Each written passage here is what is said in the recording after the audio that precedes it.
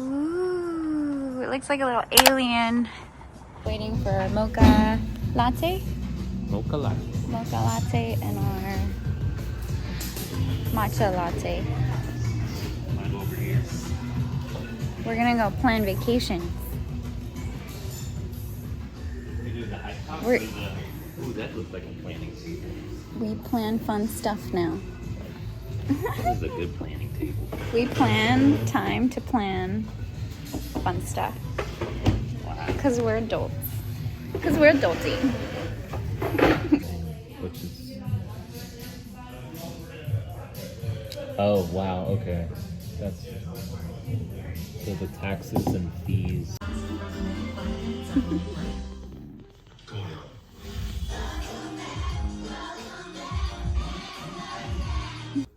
Good morning.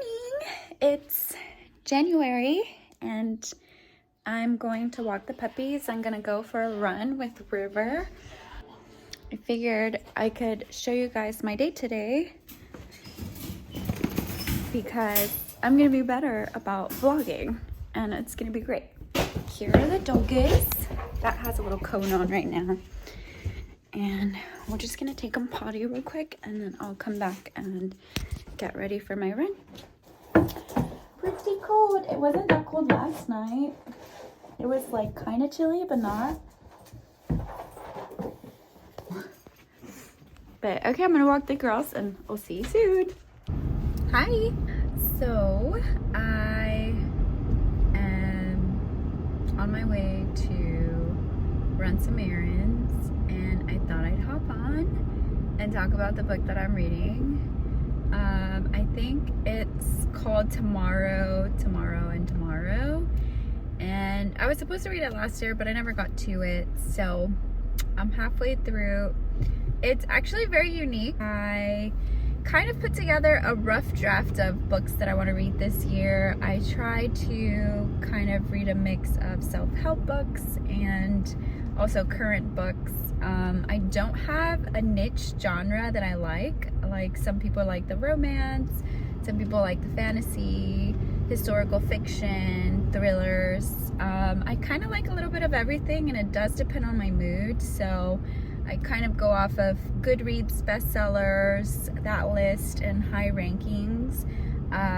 So essentially I'm trying to catch up with all the ACOTAR series.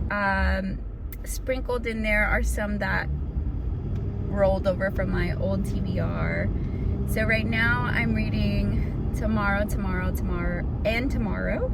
I think that's what it's called, but essentially I think like 2/3 into that one, and that one is pretty cool. It's kind of like the tech world, and I like it because it's not your ordinary plot. Well, at first it's 2 characters and then they make friends with the 3rd character, and so they kind of all grow up together and it's their story of like the things they run into as they're growing up, their fallouts and their reunions, and essentially they end up making this video game. And I think it's like based in the 90s, so it's a little, I guess it's supposed to be a little older than the current era, so it's like kind of like the boom in the video game industry and like coding and the tech world. So it's kind of cool to get insight on that. But yeah, I'm excited to see what happens in the end, and there's kind of like a love story going on, and so I'm interested to see who the main girl ends up with.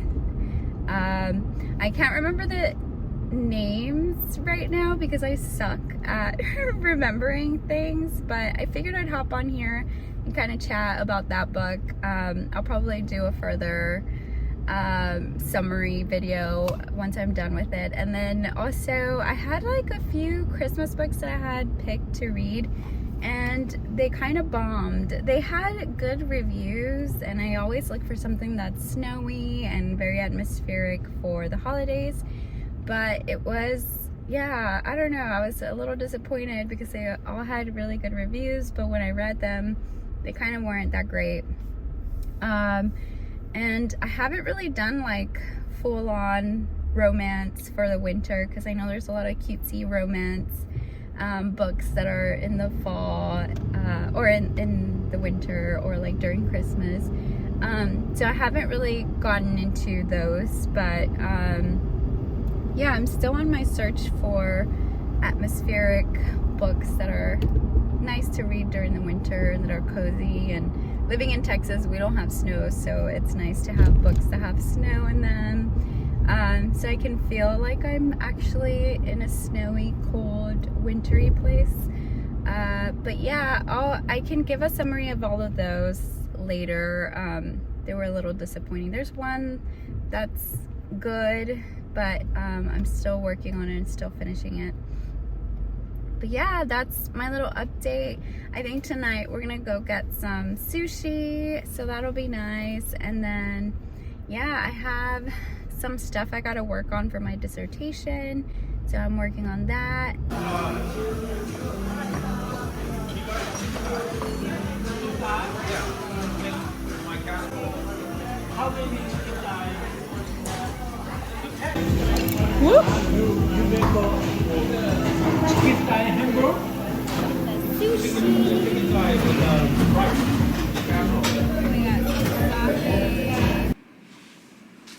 Hi, I'm back. We're gonna get cozy because it's cold in Texas. It's only like 30 something degrees, 40 something degrees, but very unusual in Texas. I'm trying to figure out how I can like, I wanted to share the books that I read last year. So these are all the books that I read last year, and a few more I think I don't have in as an actual physical form, but 1, 2, 3, 4, 5, 6, 7, 8, 9, 10, 11, 12, 13. I actually read 15. Cool. So I kind of put them in order. So I have like what Goodreads rated them, because that's usually what I base my reading list off of. Like I mentioned in my last video, I try to efficiently read high rated books so I can read books that are going to actually keep me interested and that are fun. Just because I'm so busy with my PhD, I hardly have time. And this past year was great. I got the house, I was taking classes for my PhD. So I was on a very like rigid schedule. So I mostly read while I was working out or like going to sleep or traveling. So I was able to get 13, 15 books in. So I think that's not bad. I mean, of course, that's on my lower end, but it is what it is. And so let's get into it. Oh, yeah. And so today's beer is Delirium Noel. And so we got this one during Christmas, but I actually was sick during Christmas and I had the flu and I didn't get to enjoy it, so I'm trying it out tonight. I originally thought I was going to do some tea, like have some tea to match, but these are a lot of books and we're going to try to go through it pretty quickly, so I'll probably do the tea for my next ones, my next video.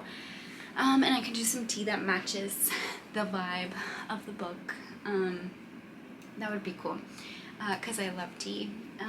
Okay, so let's get into it.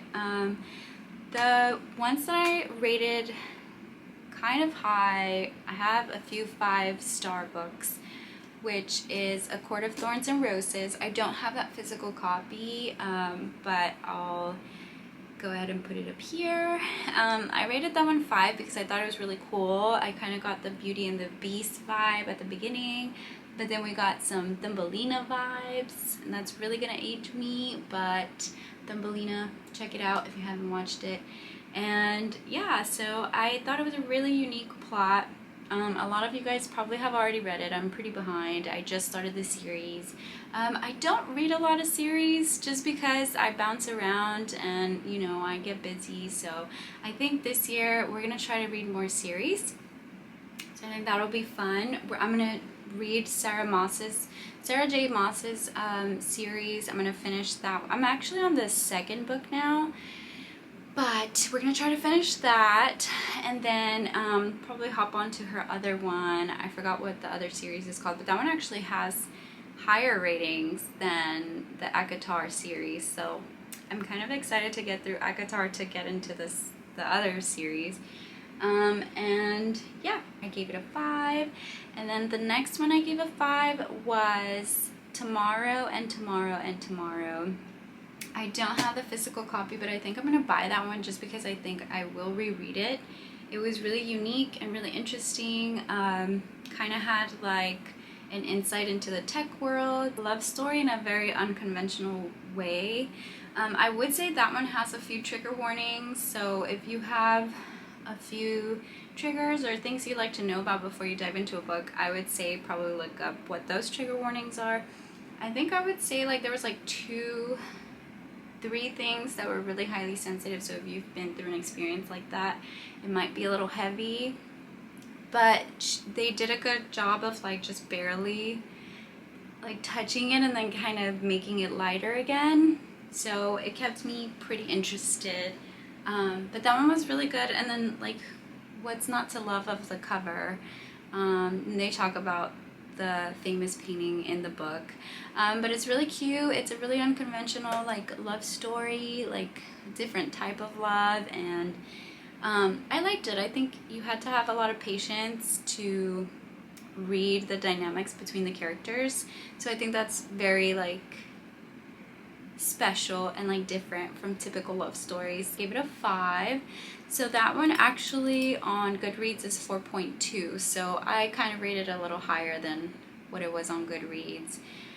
And then the next one that was a 5 was the Mexican Gothic one, and I spoke about this one in my last video, and this one's really cool. I think I'm gonna reread it and just make a whole video for it because it's just like really cool, and I annotated a few things.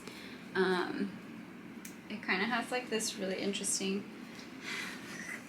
my beer, put that down. It has like this cool little comic book title, which I thought was cool. But yeah, I gave that one a 5-star just because it's really unique. Also, it's like a mystery, but like it almost feels historical, and it's super old, like placed in an old period, but it's also very modern when it comes to like feminism tropes, and I really thought they did a good job. You know, there's a few little details that I'm like, we could have done better there, but it's good overall, and I would totally reread it. It was a little creepy, but not too much. So this one would be good for like October, November vibes if you're trying to just like stay home and kind of get into like a little thriller. That would be it. And then the next one that I had as my favorite was the Lessons in Chemistry. I rated this one a 4.5. This one in Goodreads is a, what was it, 4.3. So I rated it a little higher than what it is in Goodreads, and I think this one is also very unique, and you get very Barbie vibes. So you get like, you know, your feminist tropes and like what she had to go through to be like STEM and be a woman in a time where a lot of males kind of ran the industry. And so they made the show or movie. I haven't watched it. I eventually want to get there. There's another one in here. The Last Thing He Told Me is also a movie or a TV show, but I haven't gotten to it, so maybe I can do a vlog on that and I can give you my opinion on it and how much it relates to the book. But that's Lessons in Chemistry. So the next one I rated 4.5 as well, kind of like Lessons in Chemistry. Oh, my little thing is in here. But this one is What the Wind Knows by Amy Harmon. Such a pretty cover. And I kind of annotated this one too. This one was special to me because in the book she has a really close relationship to her grandpa, and I felt like that was really touching for me because I recently lost my grandpa, and I just thought that that was really cute to have that in this book. And like they have a really special relationship, and it's like so special that it ends up causing her to like time travel. And so it's pretty crazy, and it's a time travel love story. It's kind of like historical, it feels historical fiction. I haven't done enough research into what the actual story is. I don't think it's actual historical fiction, but I think it's like fiction, and then she time travels. So I thought it was really cool because it's also like a very unique story, and the way the story develops, it's like you get her perspective and then you get her lover's perspective, and it's kind of cool to like compare the woman that she is in the present and then compared to like when she travels back and how she's trying to like fit in. So this one's really cool if you can read it. I liked it. It's 4.5. I would definitely like read it again. It has a lot of cute little things, and it said, when identity grew from what my grandfather had taught me, it was wrapped around his love for me, our love for each other, and the life we'd had together. My other identity was formed from my love of storytelling. I became an author obsessed with earning money, making bestsellers lists, and coming up with the next novel. I had lost one identity when I'd lost my grandfather, and now I'd lost the other. I was no longer Anne Gallagher. I was Anne Gallagher, born in Dublin, widowed wife, and blah blah blah. Yeah, I won't give too much, but just little things like that. Oops, I dropped my notebook. That are really cute, and I just like related with it. Things like that. That is just like she just has a really good relationship with her grandpa and like what he taught her. So he kind of like teaches her that little old school stuff, and then she loses him, and then she kind of like starts time traveling. So it's really interesting and very unique. I would definitely recommend that one. Up next is Reminders of Him by Colleen Hoover. I haven't read all her books, and I know everybody kind of has already read her whole repertoire of books, but I really liked this one. I feel like her books can get really visceral and very heavy, and this one was like a cute love story, like small town love, second chances. So this one was pretty easy read, and it was cute, and it does have a heavy story behind it, but I feel like it's not heavy enough to where it'll make you want to maybe put the book down. It's still light enough to be like, okay, like that's crappy, but she gets through it. And so yeah, if you read it, it's really interesting. I don't want to give too much, but that one's good too. I rated that one 4.3, and then in Goodreads it's a 4.4. So this is kind of like the same rating for me as other people on Goodreads. And then the next one is The Seven Husbands of Evelyn Hugo, and this one River chewed up, so I don't have the cover, but I'll put it up here. And this one was really interesting too. She has a lot of different books, and they're rated pretty highly, so I might try to dive into her other stuff. This one I rated like a 4.3 also, same as Reminders of Him. It's really light and it keeps you hooked, and it's really interesting the whole way because it kind of has like these different roads it goes down, and yeah, it's like a unexpected love story. It's kind of also going back in time, kind of telling her story. But this one was rated 4.4 on Goodreads, and I'm rating it 4.3. It's kind of there. Essentially, it's a good read. I might not read it again, but it's good for the first time. Last Thing He Told Me. So this one is also the Apple TV series. Oh, it's a series? Or a movie, I'm not too sure, but this one's another one that I read last year. So this one's a 2021 book. So I'm essentially kind of catching up from the books that I didn't read the last 2 years that were like super popular. I kind of like to do that. I like pull up the higher rating books, or like the best sellers or best rated on Goodreads for the last year. So then I tried to catch up. So maybe this year we might read some more new releases and kind of get a fresh thought on what I think on newer books, because usually it's me just like reading up on the higher rating books of last year. So yeah, this one's 2021. It is a little old. I mean, clearly they have a show already made for it. But this one was interesting. I started reading this one when we went to Seattle, and it's really suspenseful. It's not scary, but it's suspenseful, and it makes you think. And I'm all about like different type of love story. This one's a little more different. I don't want to give too much because it like develops throughout the book, but it's definitely a love story but in a different way, and I love that. It kind of hits the relationship in a different perspective. So yeah, if you can read this one, I'm gonna watch the show or the movie, and I'll let you know. This one's part of Reese's book club.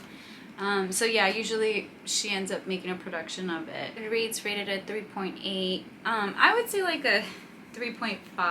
Like, it's good. I liked it. I might not read it again. I will watch the movie, but yeah. So the next one I have is Emotional Detox. This one's a 2018 book, so it's a little older. Pre-COVID times, which is crazy because it kind of talks about like checking in with yourself and kind of allowing you to detox any like difficult emotions that are going on that you're kind of holding on to. And she has the cleanse like acronym.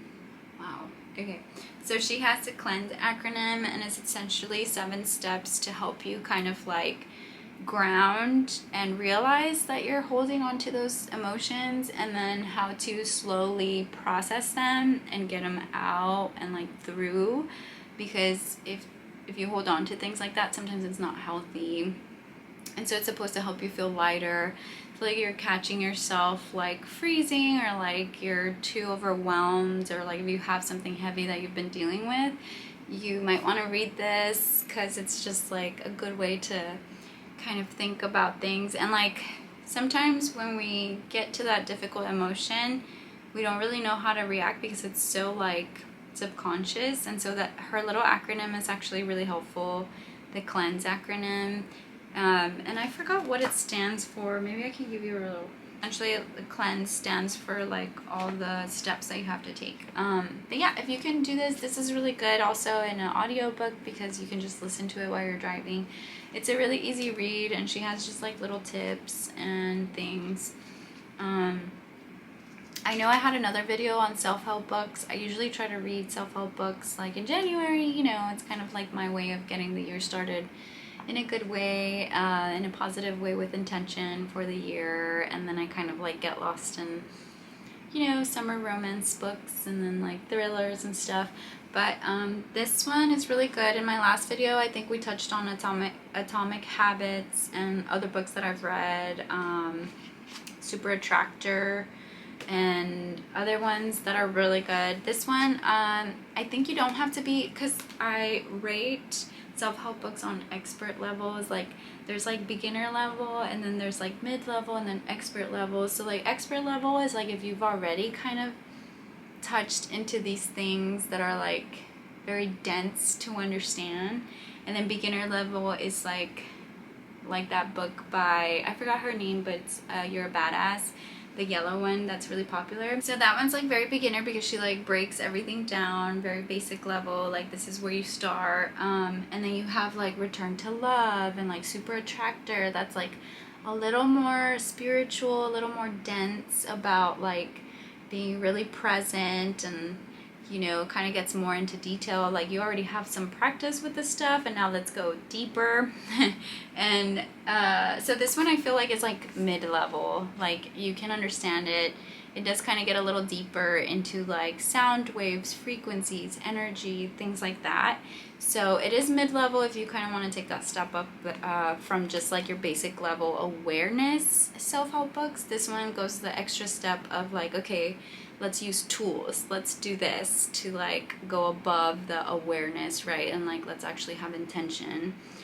So this one's really good. I really liked it. I'll recommend it. And it's kind of like an easy read, so if you need to go back to it, it's there and it's available if you need a reminder. I might need to read it again this year just to remember. That one I rated 4.0. It was 3.4 on Goodreads, so that one I rated a little higher than what it was. But then moving on, I think we're like halfway through. We have Wrong Place, Wrong Time. This one was cute. And my last book, I said it was like a slow burn. When you first started, you're just like, what's happening? I bought this online, so I got the large print edition, so it's like, boom. It's like huge. And so it's really interesting. It's like almost like a time travel too. Is that what I like? I like time traveling books. But it's almost low-key like a time travel book. This one was actually released 2022. This one on Goodreads was a 4.02. I rated it a 3 just because it took forever to like kind of give me some substance. So like I kind of got a little impatient. I mean, I did have a busy year, so I was just kind of like, ooh, I can't do this. And then it doesn't have chapters, so like I get confused as to where we're at. And I know she's going like backwards, but you see how it doesn't have chapters. It's like these. Oh, well, this one's like Ryan. So it has like 2 perspectives too from like 2 of the main characters. But then like that's another timestamp. So that gets a little confusing. But overall, like if you just keep reading, it just essentially is like time traveling. I kind of talked more in depth about this in my last video, but essentially it's like a mom and something happens and she's like, oh shit, like I need to figure out why that happened and I need to stop it. And so then every day she's literally like living backwards, and she's the only one that knows what happened and everybody else is oblivious, and it's just like rewinding every day.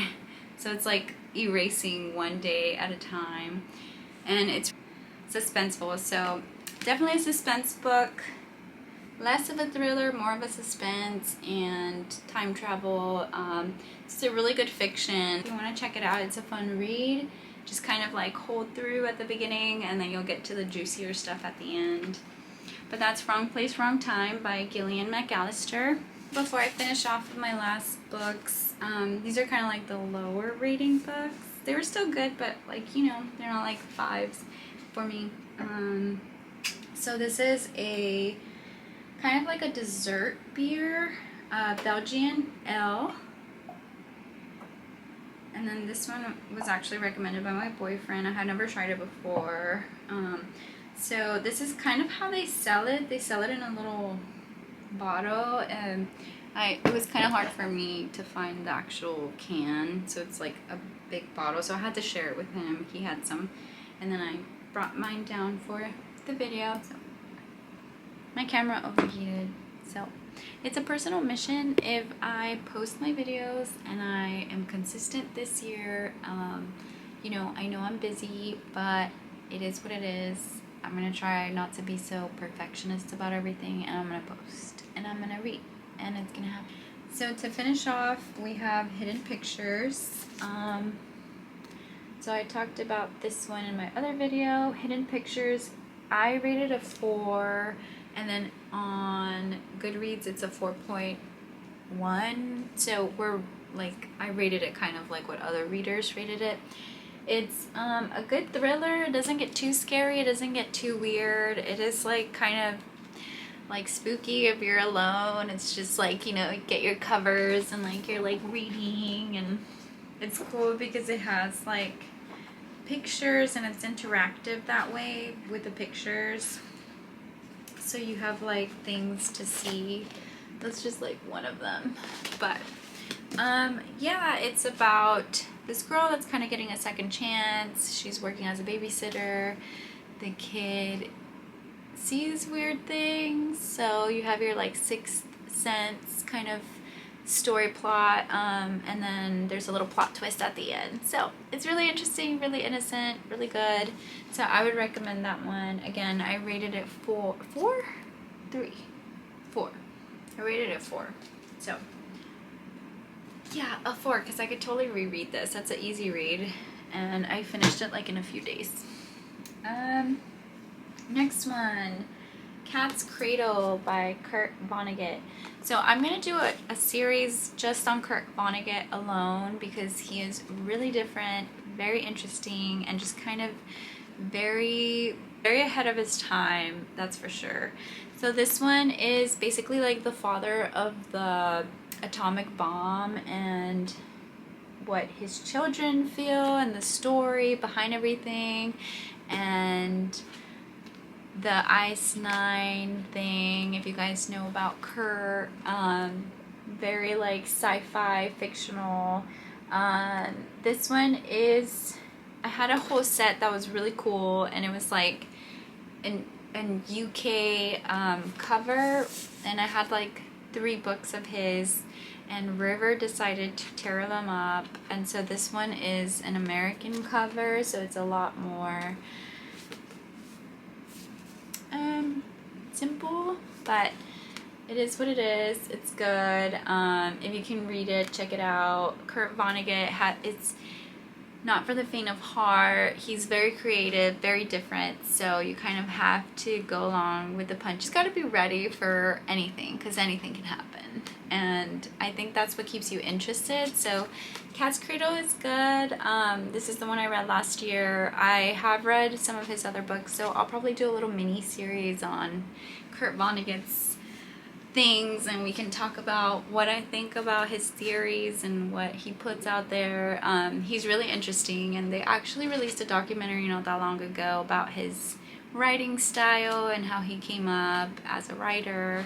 So it's really interesting. There's another one of his books that I like, and I would probably give that one like a 5-star, but this one definitely 3.5. It got a little rough to continue with in a few spots, but then you just kind of like keep going, push through, and it gets good again, and then it wraps up pretty nicely. So that's Cat's Cradle.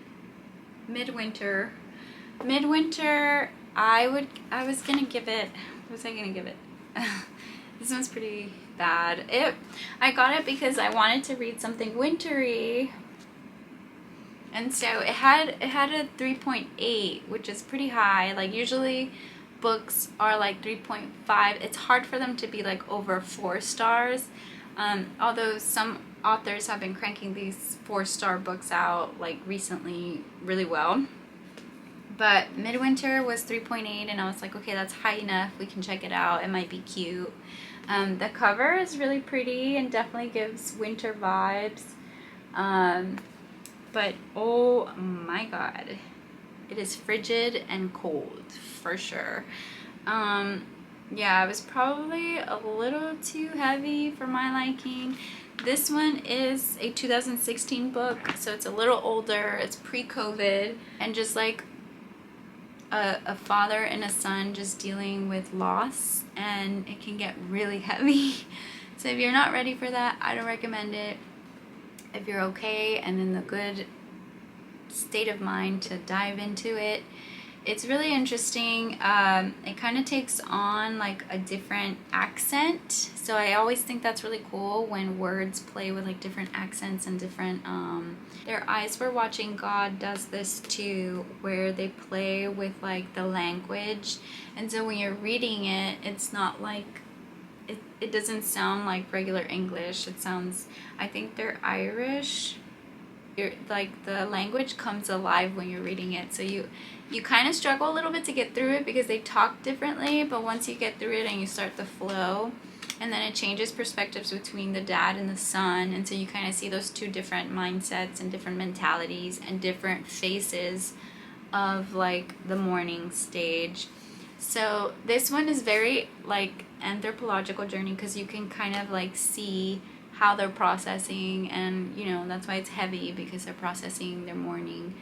And you know those are difficult things, but other than that, that's why I rated it a 3, because it's a good book, but yeah, it's a little heavy. Lastly is I'm Glad My Mom Died, which had 4.47 on Goodreads, and it was a good story, but I just, you know, it's a good read, and it's sad what happened, and it's a good autobiography.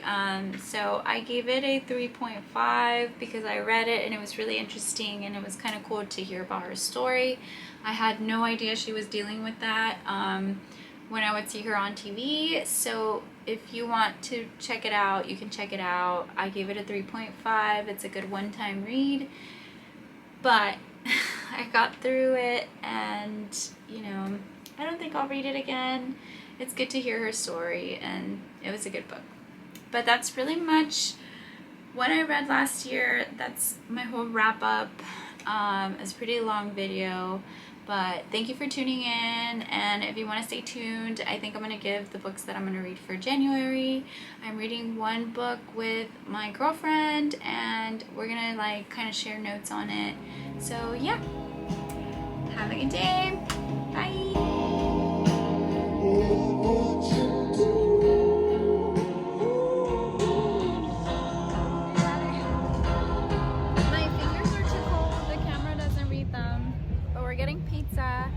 We're getting pizza. I can't hear anything because we were standing by the speakers.